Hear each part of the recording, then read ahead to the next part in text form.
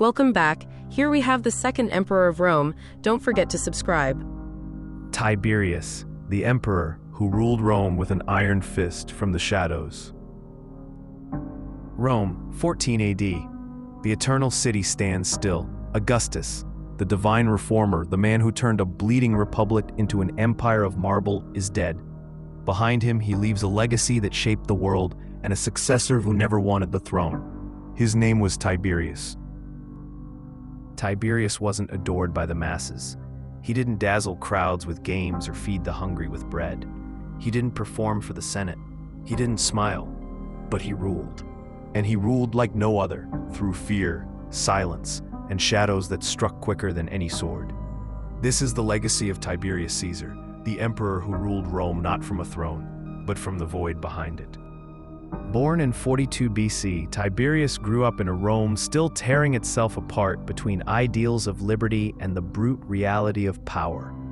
His mother, Livia Drusilla, married Augustus, the man who would shape the future of the world. Tiberius became the reluctant stepson of an emperor and eventually his adopted heir, not out of love, but out of ruthless dynastic necessity. Augustus chose him because he had no better choice. And Tiberius, disciplined, cold, and brilliant, was the kind of man who did what needed to be done. As a general, Tiberius was unmatched. He didn't just win battles, he crushed rebellions and expanded borders. His campaigns in Pannonia, Dalmatia, and Germania were ruthless and efficient. Soldiers followed him with fearsome loyalty. Enemies remembered him with dread. But triumph didn't bring him peace. His soul, already hardened by duty, was wounded when Augustus forced him to divorce the woman he loved, Vipsania, to marry his own daughter, Julia. That marriage was a prison. It broke Tiberius in ways war never could. Disgusted, he withdrew from politics, choosing self-exile on the island of Rhodes, disappearing from Rome's stage. Yet fate pulled him back. When Augustus died, the empire held its breath.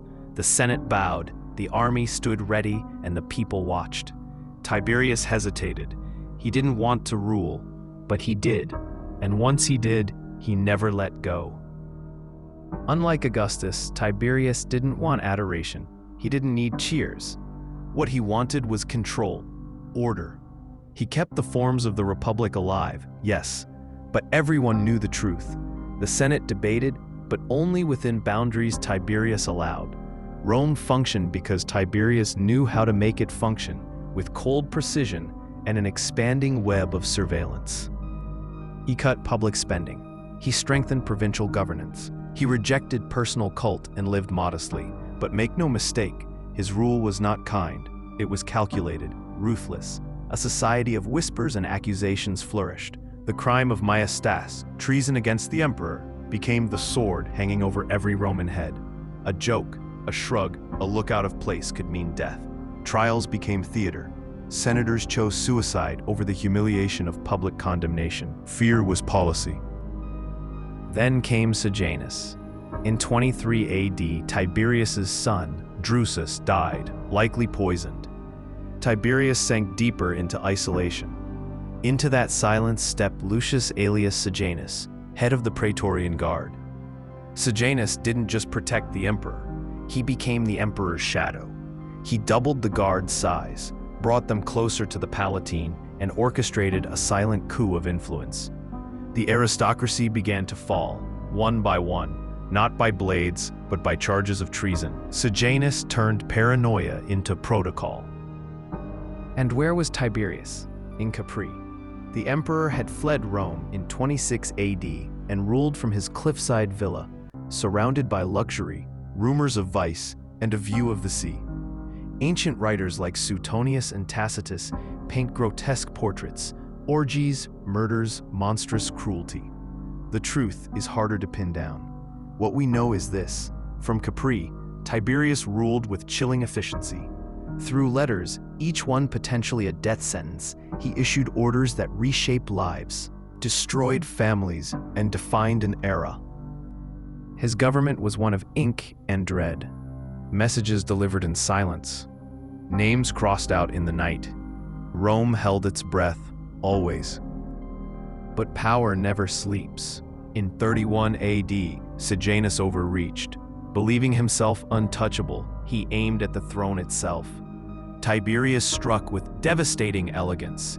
Sejanus was summoned to the Senate, expecting honors. Instead, he was arrested mid-session, executed, and fed to the crowd. His allies were hunted, tortured, purged. Tiberius reminded everyone who truly ruled Rome, from across the sea with a pen.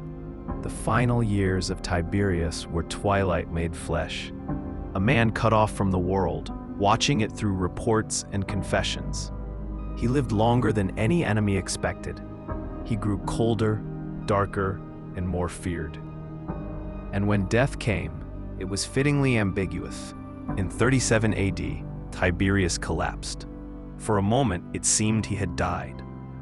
Caligula, his grandnephew and designated successor, began celebrations. But then, Tiberius stirred. He breathed. The nightmare wasn't over, or so they thought, until someone, perhaps on Caligula's orders, smothered him. The emperor who ruled in silence died in silence. Tiberius left no grand monuments.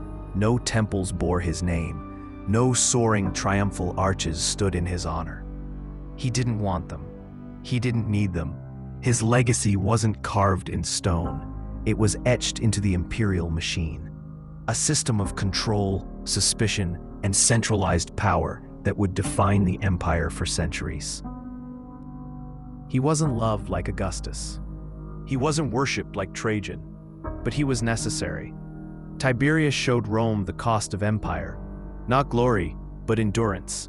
Not applause, but order. Not affection, but obedience. And so he became something terrifying, something permanent. He became the emperor who ruled not from a palace, but from the fear in every Roman heart. Tiberius didn't rule from a throne. He ruled from shadows.